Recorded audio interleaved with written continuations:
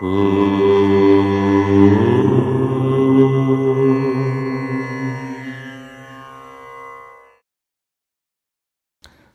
గణేశ శారదా దత్తాత్రేయ సద్గురు పరబ్రహ్మణే నమః.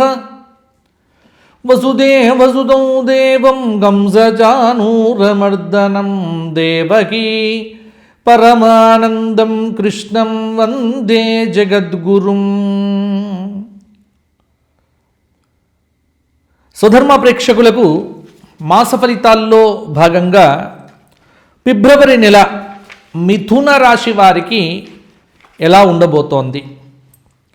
ఫిబ్రవరి నెల అనగానే మిథున రాశి వారికి కొంత మాఘమాసం అధికంగా, కొంత ఫాల్గుణ మాసం.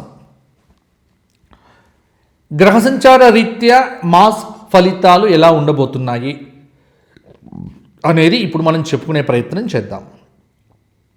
మృగశిర 3-4 పాదాలు, ఆర్ద్ర 4 పాదాలు, పునర్వసు 3 పాదాలు కలిపితే మిథున రాశి అవుతుంది. మిథున రాశి వారికి నామ నక్షత్రాలు కా, కీ, కు, ఖం, న్యా, చ, కే, కో, హ. ఇవి మిథున రాశి వారికి సంబంధించిన నామ నక్షత్ర వివరములు. మిథున రాశి వారికి ఈ మాసం గ్రహ సంచారం ఎలా ఉంది అనేది ఇప్పుడు చూద్దాం. ఫిబ్రవరి నెల 1వ స్థానమైనటువంటి మిథునంలోనే గురువు యొక్క సంచారం కొంత పర్వాలేదన్నట్టుగా ఉంటుంది. ఆటంకాలు అనేటువంటివి ఉంటాయి, వాటిని అధిగమించాలి. వృత్తి స్థానమైనటువంటి మీనంలో దశమస్థానంలో శనైశ్చరుడు ఉన్నాడు. ఇది కొంత పర్వాలేదు, మిశ్రమ ఫలితం అని చెప్పవచ్చు.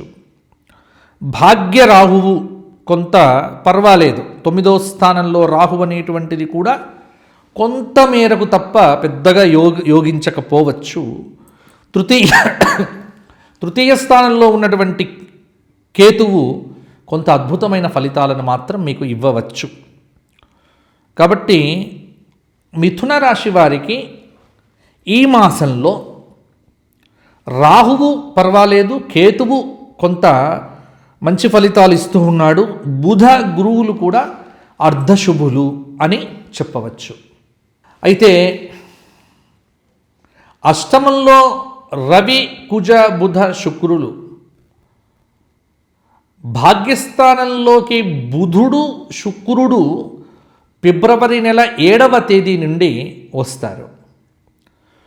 ఫిబ్రవరి నెల 19వ తేదీ నుంచి 18, 19వ తేదీలు ఇక్కడ వీరికి కొంత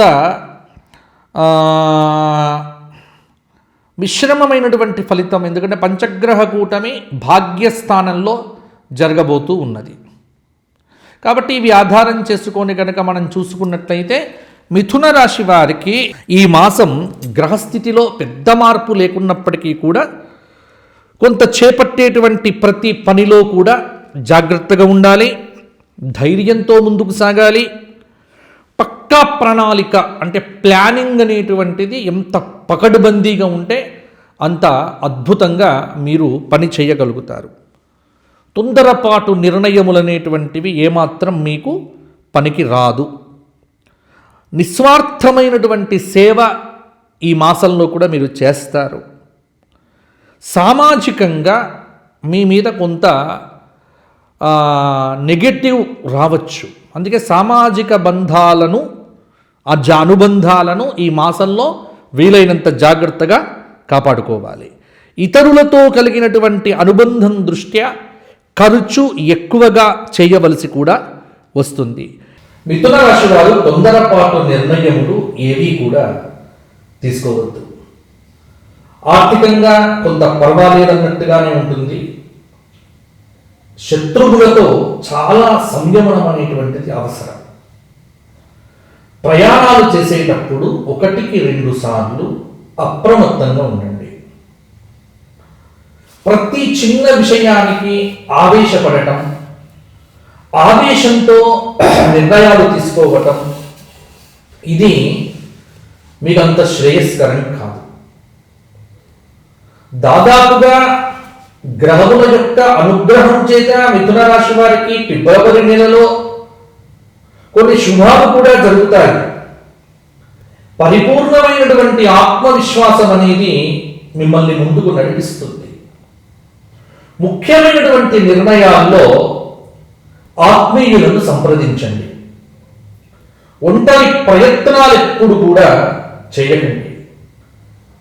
సమిష్టి కృషి అనేటువంటిది మీకు విజయములను కలిగింపజేస్తుంది.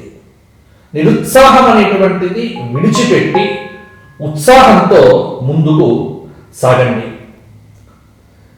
తెలియని విషయముల పట్ల కొత్త కొత్త ప్రయోగాలు చేస్తాము అన్న దృక్పథం అయితే అస్సలు వద్దు. టైం మేనేజ్మెంట్, కాలాన్ని వీలైనంత సద్వినియోగం చేసుకోవడం అనేటువంటిది మంచిది. ప్రయాణం చేసేటప్పుడు కూడా అప్రమత్తంగా ఉండండి. ఆరోగ్యం మీద శ్రద్ధ అవసరం. బంధుమిత్రులతో కలిసి కొన్ని శుభకరమైనటువంటి కార్యక్రమాల్లో కూడా మీరు పాల్గొంటారు. అలాగే మిథున రాశి వారు ప్రధానంగా ఆరోగ్య విషయంలోనే కొంత ప్రత్యేకమైనటువంటి శ్రద్ధ ఈ మాసం తీసుకోవలసి ఉంటుంది.